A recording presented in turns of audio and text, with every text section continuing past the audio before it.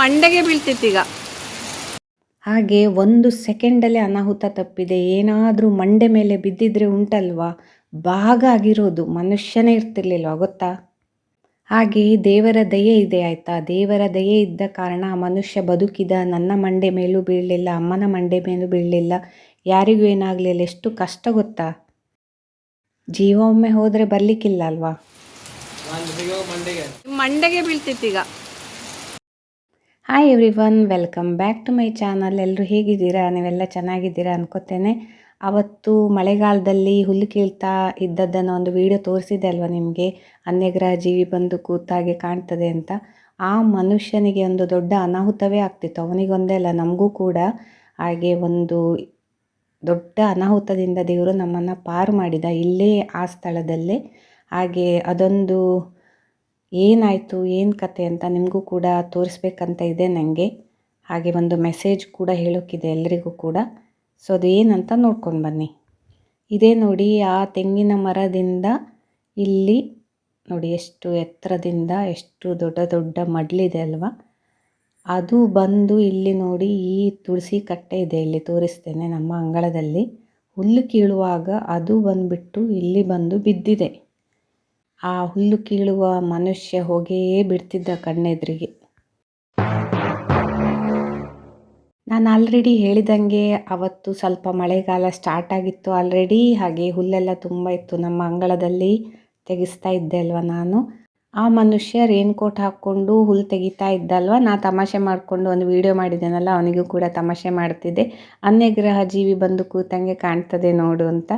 ಹಾಗೆ ಅದೇ ರೀತಿ ಪೋಸ್ ಕೊಟ್ಕೊಂಡು ತಮಾಷೆ ಮಾಡ್ಕೊಂಡು ನಗಾಡ್ಕೊಂಡು ವಿಡಿಯೋ ಮಾಡ್ತಾ ಇದ್ದಾಗಿತ್ತು ನಾವು. ಹಾಗೆ ಆ ಮನುಷ್ಯ ಹುಲ್ಲು ಕೀಳ್ತಾ ಇದ್ದ ಪಾಪ.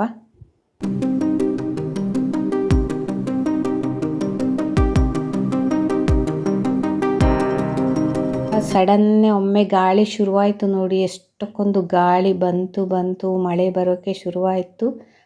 ಹಾಗೆ ಬಂದು ಈ ತುಳಸಿ ಕಟ್ಟೆ ಜಾಗದಲ್ಲಿ ಬಂದು ಬಿತ್ತು ನೋಡಿ ಮಡ್ಲು. ಅಲ್ಲೊಂದು ಬಿತ್ತು, ಅಲ್ಲಿ ಕಾಣಿಸ್ತಿದೆ ಅಲ್ವಾ, ಇಲ್ಲೊಂದು ಬಿತ್ತು. ಮತ್ತು ಇದು ನೆಕ್ಸ್ಟ್ ಬಿದ್ದದ್ದು. ಫಸ್ಟ್ ತುಳಸಿ ಕಟ್ಟೆ ಹತ್ರ ಹಾರಿ ಬಂದು ಬಿತ್ತಾಯ್ತಾ.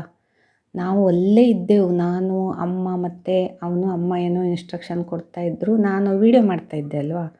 ಹಾಗೆ ಏನೋ ಜೋರು ಗಾಳಿ ಬಂದ ಕೂಡಲೇ ನಂದು 6th ಸೆನ್ಸು, ಬೇಡ ಈಚೆ ಬನ್ನಿ ಅಂತ ಹೇಳ್ತಾ ಇಬ್ಬರನ್ನು ಈಚೆ ಕರಿತಾ ಇದ್ದಂಗೆ, ನಾನು ಈಚೆ ಬರ್ತಾ ಇದ್ದಂಗೆ ಬಂದು ಬಿದ್ದಿದೆ ನೋಡಿ.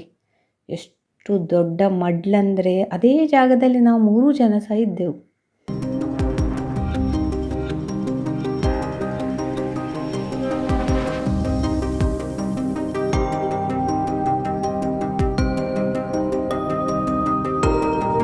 ಹಾಗೆ 1 ಸೆಕೆಂಡಲ್ಲಿ ಅನಾಹುತ ತಪ್ಪಿದೆ ಆಯಿತಾ. ಏನಾದರೂ ಮಂಡೆ ಮೇಲೆ ಬಿದ್ದಿದ್ರೆ ಉಂಟಲ್ಲ, ಭಾಗ ಆಗಿರೋದು, ಮನುಷ್ಯನೇ ಇರ್ತಿರ್ಲಿಲ್ಲ. ಎಷ್ಟೊಂದು ದೊಡ್ಡ ಅನಾಹುತ ಆಗಿ ಹೋಗ್ತಿತ್ತು ಗೊತ್ತಾ. ಎಷ್ಟು ಕಷ್ಟ ಗೊತ್ತಾ. ಏನೋ ಒಂದು ದೇವರ ದಯೆ ಇದ್ದ ಕಾರಣ ಮನುಷ್ಯನಿಗೆ ಏನಾಗಲಿಲ್ಲ. ನನ್ನ ಮಂಡೆ ಮೇಲೆ ಬೀಳಲಿಲ್ಲ, ನನ್ನ ಅಮ್ಮನ ಮಂಡೆ ಮೇಲೆ ಬೀಳಲಿಲ್ಲ, ಏನೇ ಒಂದು ಅನಾಹುತ ಆಗಿಲ್ಲ. ನಾವು ಬಚಾವಾದ್ವಿ ಅಲ್ವಾ. ಅಷ್ಟು ದೊಡ್ಡ ಮಡ್ಲು ಮಂಡೆ ಮೇಲೆ ಬಿದ್ದರೆ ನಮ್ಮ ಎಲ್ಲೇ ಬಿದ್ದರೂ ಕೂಡ ಕಟ್ಟಾಗಿರೋದು ನಮ್ಮ ಬಾಡಿ ಪಾರ್ಟ್ ಅಲ್ವಾ. ದೊಡ್ಡ ಅನಾಹುತ ಆಗ್ತಿರ್ಲಿಲ್ವಾ. ತಲೆಯಂತೂ ಸೀಳೆ ಹೋಗ್ತಿತ್ತು ನೋಡಿ. ಎಷ್ಟಕ್ಕೊಂದು ದೊಡ್ಡದಿದೆ ಗೊತ್ತಾ ಅದು.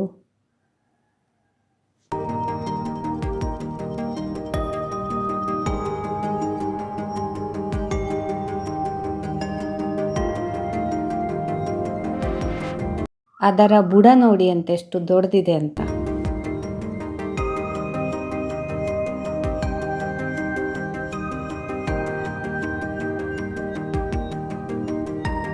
ಆಮೇಲೆ ಇಲ್ಲೂ ಕೂಡ ಒಂದು ಬಿದ್ದಿದೆ ದೊಡ್ಡದು.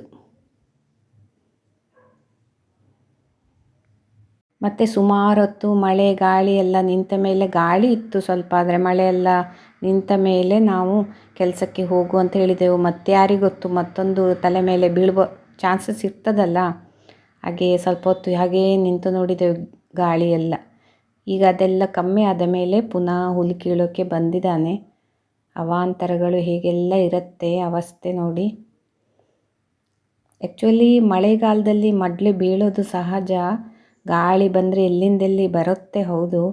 ಆದರೆ ಮಳೆಗಾಲ ಹಿಡಿಯುವಾಗ ಮಡ್ಲನ್ನು ತೆಗೆಸದೇ ಇದ್ದರೆ, ಕಾಯನ್ನು ತೆಗೆಸದೇ ಇದ್ದರೆ ಅಕ್ಕಪಕ್ಕದ ಮನೆಯವರ ಮಂಡೆ ಮೇಲೆ ಬೀಳುತ್ತೆ ಅಲ್ವಾ. ಈ ಮನುಷ್ಯ ನೋಡಿ, ಈಗ ಮಳೆಯೆಲ್ಲ ನಿಂತ ಮೇಲೆ, ಗಾಳಿ ನಿಂತ ಮೇಲೆ ಹುಲ್ಲು ತೆಗಿತಾ ಇದ್ದಾನೆ. ಪಾಪ ಬದುಕಿದೆ ಬಡ ಜೀವ ಅಂತ ಅಂದ್ಕೊಂಡು ತೆಗಿತಾ ಇರ್ಬೋದು. ಈಗಷ್ಟೇ ಅವನಿಗೆ ಸಣ್ಣ ಪಾಪು ಆಗಿದೆ, ಪಾಪ ತಂದೆಯಾಗಿದ್ದಾನೆ. ಆ ಮಗುವಿನ ಪುಣ್ಯ ಅಲ್ವಾ ಅಪ್ಪ ಬದುಕಿದ. ಹಾಗೆ ನನ್ನ ಮಗಳ ಪುಣ್ಯ ನಾ ಬದುಕಿದೆ, ನನ್ನ ಪುಣ್ಯ ನನ್ನಮ್ಮ ಬದುಕಿದ್ರು. ಏನೆಲ್ಲ ಅನಾಹುತ ಆಗತ್ತೆ ಅಲ್ವಾ. ನೋಡಿ ಅಂತೆ ಎಷ್ಟಕ್ಕೊಂದು ದೊಡ್ಡದಿದೆ ಅಂತ.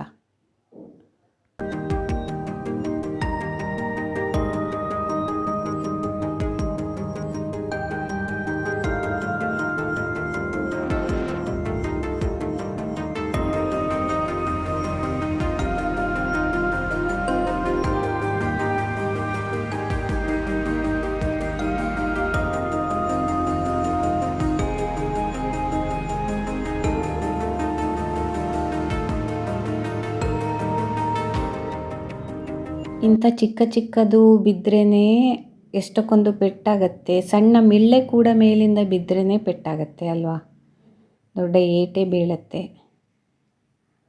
ಒಮ್ಮೊಮ್ಮೆ ಮನೆ ಅಂಗಳದಲ್ಲಿ ತೆಂಗಿನ ಮರಗಳನ್ನು ನೆಡೋದು ತಪ್ಪು ಅಂತ ಎಣಿಸತ್ತೆ. ಯಾಕಂದರೆ ತೆಂಗಿನಕಾಯಿ ಬೇಕು, ಎಲ್ಲ ಬೇಕು. ಈ ಗಾಳಿ ಮಳೆಯಲ್ಲಿ ತುಂಬ ಕಷ್ಟ ಅಲ್ವಾ. ಅವರ ಮನೆ ತೆಂಗಿನ ಮರ ಅಂತೂ ರೋಡ್ ಸೈಡೆಲ್ಲ ಬಕ್ಕೊಂಡಿರತ್ತೆ. ಜನ ಹೋಗಿ ಬಂದು ಮಾಡ್ತಾ ಇರ್ತಾರೆ, ವೆಹಿಕಲ್ ಹೋಗ್ತಾ ಇರುತ್ತೆ. ಎಷ್ಟು ಅಪಾಯ ಅಲ್ವಾ.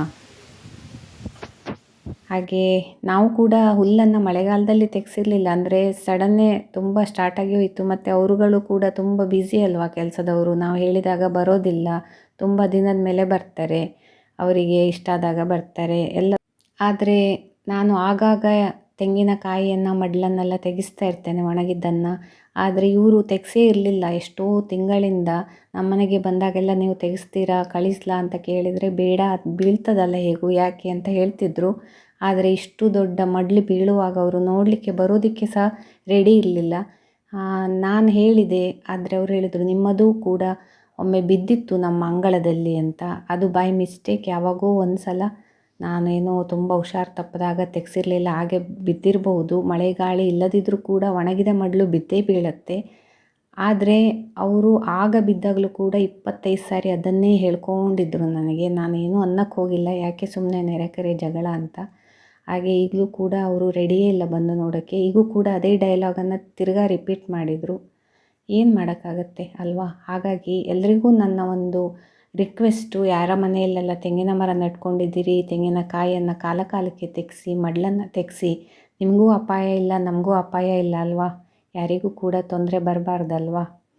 ಹಾಗೆ ಬದುಕಿರುವಾಗ ಕೈಕಾಲು ಸರಿ ಇಟ್ಕೊಂಡು ಬದುಕಬೇಕು, ಯಾರ ಮೇಲೂ ಡಿಪೆಂಡ್ ಆಗದಂಗೆ. ಅಥವಾ ಹೋದ ಜೀವ ಬರೋದೇ ಇಲ್ಲ, ಎಲ್ಲ ಜೀವಗಳು ಇಂಪಾರ್ಟೆಂಟು. ಒಂದು ಜೀವದ ಮೇಲೆ ಇನ್ನೊಂದು ಜೀವ ಡಿಪೆಂಡ್ ಆಗಿರುತ್ತೆ, ಫ್ಯಾಮಿಲಿ ಅಂದ ಮೇಲೆ ಅಲ್ವಾ. ಸೊ ನನ್ನ ರಿಕ್ವೆಸ್ಟ್ ಎಲ್ರಿಗೂ ಕೂಡ. ಹಾಗೆ ಈ ವಿಡಿಯೋ ಇಷ್ಟ ಆದರೆ ಒಂದು ಲೈಕ್ ಕೊಟ್ಬಿಡಿ, ಎಲ್ಲರಿಗೂ ಶೇರ್ ಮಾಡಿ. ಹೊಸದಾಗಿ ಯಾರೆಲ್ಲ ನನ್ನ ಚಾನಲ್ ನೋಡ್ತಿದ್ದೀರಾ ಸಬ್ಸ್ಕ್ರೈಬ್ ಮಾಡ್ಕೊಬಿಡಿ. ಇನ್ನೊಂದು ಒಳ್ಳೆ ವಿಡಿಯೋದೊಂದಿಗೆ ಪುನಃ ಸಿಗ್ತೇನೆ. ಅಲ್ಲಿವರೆಗೆ ಟೇಕ್ ಕೇರ್, ಬಾಯ್.